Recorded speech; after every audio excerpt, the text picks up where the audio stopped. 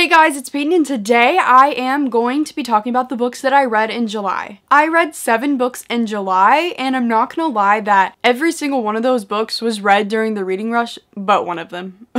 I don't know what was going on with me, like it just wasn't happening before the reading rush very much. So I'm just gonna go ahead and get into what I read this month. I had a lot of enjoyable books, one really disappointing one, but I have some good stuff in here and I'm really happy to talk about and share with you. Though if you watch my Reading Rush vlogs, which I'll put a playlist card up wherever the cards go, who freaking knows at this point in my life. If you watch those, you already know what I read during the Reading Rush, but you know, I'm gonna give you more in-depth thoughts.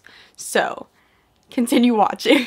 The first book that I read in July was Red, White, and Royal Blue by Casey McQuiston. I think that's how you say her name.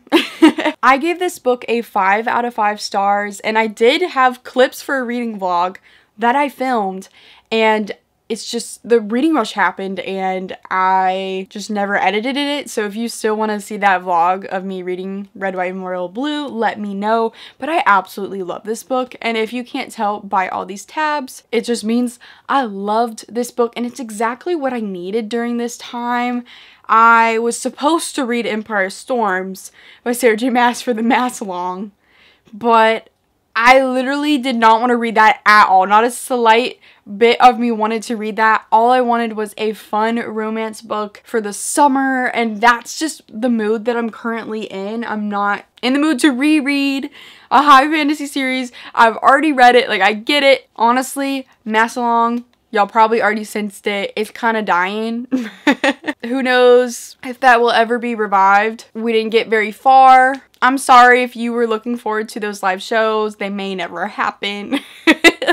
Like, it's just, I don't want to force myself to read something that I'm not in the mood for, especially since I'm going through a hard time right now. My boyfriend's in the army, and that's just really hard. All I can communicate is through letters right now, and it's just stressful, and I'm about to start college, so I'm just not in the mood to force myself to read something that I'm not in the mood for. And this book right here was exactly what I was in the mood for. It gave me so much joy, and this is a romance well done. It is a male-male romance, and it has the Prince of England and the first son of America, and this son is actually the son of the first woman president. This book is basically what I call like America rewritten if like Trump didn't happen, and I really wish it was real. It literally made me so happy. This book does have a lot of politics in it, but from the perspective of someone that doesn't like Trump and all that's going on with that, like America sucks right now, it was just nice to go to this. Like, I felt like this was the perfect time for me to read this book. And it also involves like a slow burn, hate to love relationship. And like, it's not that slow because they kind of start like hooking up quite quickly, but they don't realize like the feelings that they have for each other yet. It's kind of just like a fun thing, and then their feelings grow and it hits you hard. And with them being such important figures in countries, it's just a lot more complicated than just like getting a boyfriend, you know? So this book made me feel a lot of feelings, and I'm just rambling at this point. I think it was extremely well done, and I cannot wait to see what this author has next. And I heard from Twitter that she is writing a female book, and that is what I want. I don't know if y'all know this, but I've been searching for a female book that I like literally live by with a slow burn romance. All I can find is like the quickest romances between them, and I want the slow burn, like the aching stuff where you just like, please get together, but they don't like forever. I might just write my own. I'm not even joking. I literally have an idea. I might just write my own. So I've been talking about this book forever, so I probably should put it away and get to the next book. Sorry, I just really love this book. The next book that I read was the first book of the Reading Rush, and it was Summer of Salt by Katrina Leno. This is a female romance book, and I was really hoping I would love it more than I did. I gave it a 3 out of 5 stars, and the book is really short. That was my main problem with this book.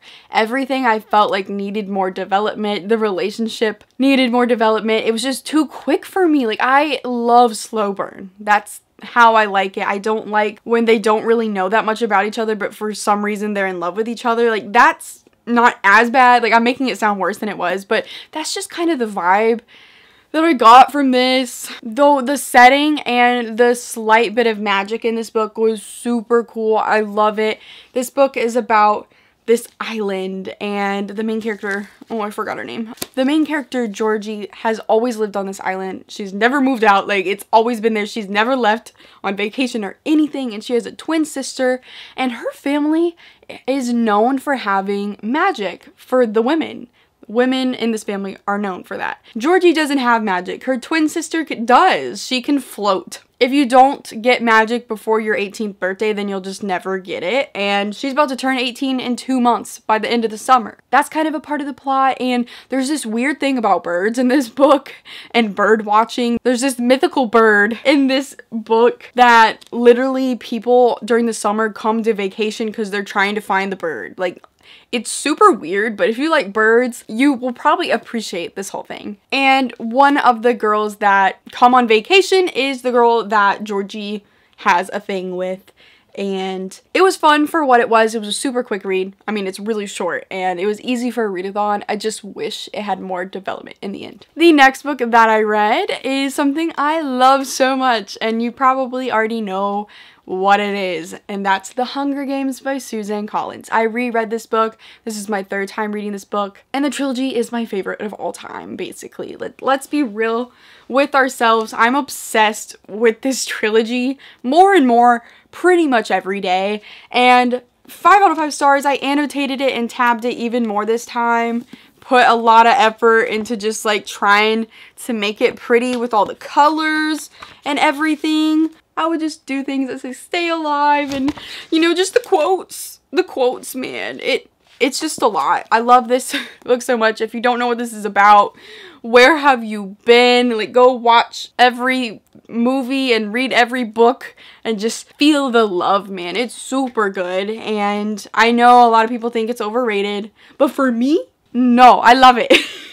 I'm still dead that we're getting a prequel. Like, what the heck? I don't know what to do with my life while I wait for that. The next book that I read was The Princess and the Fangirl by Ashley Poston. I believe I gave this book a 4.5 out of 5 stars, and I highly enjoyed it. This is the companion to Geekerella, which I really enjoyed and gave a 5 out of 5 stars earlier this year, I believe. This one also has a female-female romance. And instead of a Cinderella retelling, this one is a Prince and the Pauper retelling. And I'm always trying to say Princess and the Pauper because of the freaking Barbie movie. Like, I love that Barbie movie. It's so good. And it basically follows Jessica Stone. She is a side character from Geekerella, and she is the co-star of Darian Freeman. They're both in this movie together for this big fandom, and she definitely does not want to be a part of this movie anymore. She thought it was just going to be one movie and done, but it's turning into a series. She seriously does not want to do this. She wants to move on to other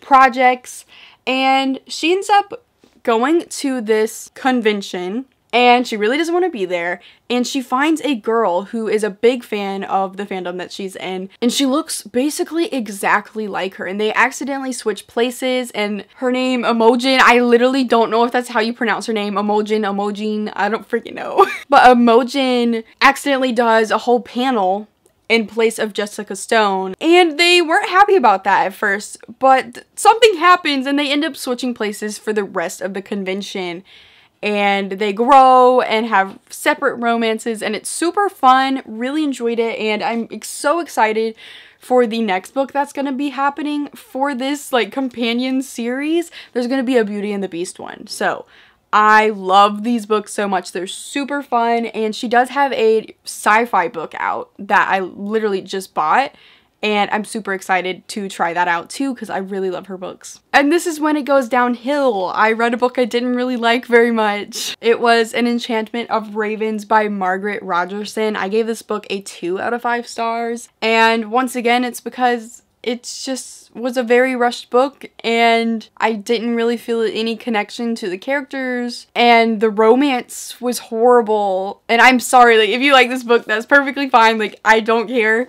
I'm just saying my personal opinion. Like, the romance was so insta-love, and the plot ended up being based around their romance. So it was just painful to get through, and I started getting really annoyed. Like, I was enjoying, like, the writing of this book, but the actual put together of everything wasn't very good. I tried this out because all the hype for her second book, Sorcery of Thorns, and I thought I'd give this a try because I've had it on my TBR for a long time and it's been on my shelf waiting for me. And I did not like it. I was very unimpressed. Though I might give her other book a try because I did like the writing. Like, that was fine. It's just the whole thing didn't work together in the end because it was just so rushed, and like the plot was like, where was the plot? And the love story is what hurt the most. That really hurt the book. They were in love like so quickly. I need to stop talking. Like, I'm The next book I read was one I actually listened to on audiobook, and that was Bloodlines by Rochelle Mead. I gave this book a 3 out of 5 stars. It's the first book in the Bloodlines series, which is a companion series to the Vampire Academy series, which I recently reread and had a lot of fun with. It is basically a trashy vampire romance series, but like, it's good. Like, it's highly entertaining, and I read it in middle school and I just had the urge to reread the whole series, and I never got around to this series, and it always pissed me off because I basically forgot most things of the first series and I felt like I couldn't really continue on to this one. But I did, and though it was only 3 out of 5 stars, I still really enjoyed it. Like, it wasn't bad or anything. It was fun and everything. It's just, it's not the most sophisticated read. I guess that's how I'll put it. Like, I don't know how to explain it. It's there to have fun with. It's not something that I really think is the top like book, you know? It's just fun. Like, I don't think I really want to read these physically, though I think I have to read the second one physically because it's not on overdrive. It's more just of a fun ride, and I'm hoping that the rest of the series is super fun as well. This series follows a bunch of characters from the original Vampire Academy series, and it has them in a different situation, and they're kind of in the real world. I don't want to tell you what's happening because it's spoilers. Just know it's fun and I enjoyed it, but it wasn't anything too special. The next book that I read was Heretics Anonymous by Katie Henry. I gave this book a 4 out of 5 stars, and I highly enjoyed this one. I listened to it on audiobook as well. It was definitely a breath of fresh air in some ways, very different from other books that I've read. A lot of this book has to do with religion, but it's not in like the annoying way. Like, I'm not the most religious person, so that's why I'm putting it that way. This book follows an atheist named, oh dang, I'm terrible. His name is Michael. His dad's job has them moving around a lot, so he gets thrown into a Catholic school because that's just what was nearest, I guess. You know, being an atheist, that's probably not the best place for him to go. That makes a fun story, in my opinion, and basically, he feels like he doesn't fit into this environment, and he ends up finding a group of kids that don't really fit into this Catholic school either. It's people with different religions or people that just question certain things about the way the school introduces the religion. Like, dang, I suck at talking. And people with different sexualities. It's just people that wouldn't be the typical one to be at a Catholic school. And they come together to basically go behind this school's back and show everybody the bullshit that the school is like telling them with like videos on sex ed and stuff. Like, they're giving them false information to try to keep them pure, as they said. They just continue to fight back against this school, and it just makes a really fun story, and there is a romance in here, and it was just super fun.